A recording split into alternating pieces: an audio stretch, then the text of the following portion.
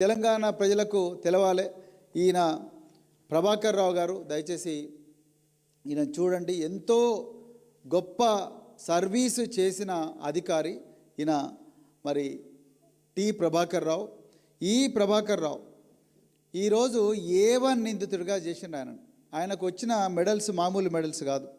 ఆయన ఈరోజు కేంద్ర హోంమంత్రి అమిత్ షా గారు ఆయనకు అత్యంత ఉత్తమ ఇంటెలిజెన్స్ అధికారిగా అమిత్ షా గారు ఈయనకు మెడల్ ఇచ్చిండ్రు.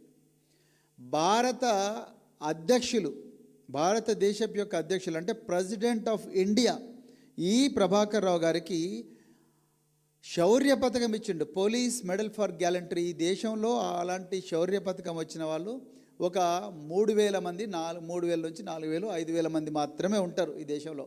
ఈ 75 సంవత్సరాల స్వాతంత్రం వచ్చిన చరిత్రలో అలాంటి వ్యక్తుల్లో ఒకడు మన ప్రభాకర్ రావు.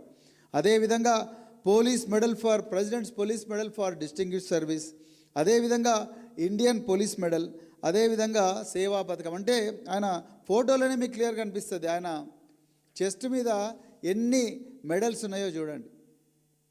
అలాంటి ప్రభాకర్ రావు ఈరోజు A1గా మార్చిండు రేవంత్ రెడ్డి ప్రభుత్వం. ఈ విషయం చెప్దామనుకున్నాం ఈరోజు తెలంగాణ ప్రజలకు. మరి ఆయన చేసిన పాపం ఏంది? చట్టబద్ధంగా డ్యూటీ చేయడమే ఆయన చేసిన పాపమా? ఇలా ఎంత ఘోరం అంటే, ఈ దేశంలో టెర్రరిస్టులను, వామపక్ష తీవ్రవాదులను కూడా 14 రోజుల పోలీసు కస్టడీలో ఎప్పుడు కూడా పెట్టరు.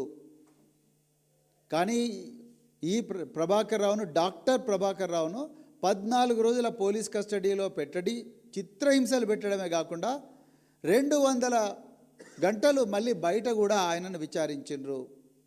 తెలంగాణ ప్రజలకు తెలవాల్సింది ఏంటంటే, ఈ ప్రభాకర్ రావు గారి మీద మిగతా అధికారుల మీద మిగతా అధికారులు ఇంకా చాలామంది మీద కూడా విపరీతమైన ఒత్తిడి రేవంత్ రెడ్డి ప్రభుత్వం తీసుకొస్తున్నది. ఏమని? మీరు ఎట్లనే చేసి కేసీఆర్ గారి పేరు చెప్పండి. ఇప్పుడు వాళ్ళకి కావాల్సిందంత అదే.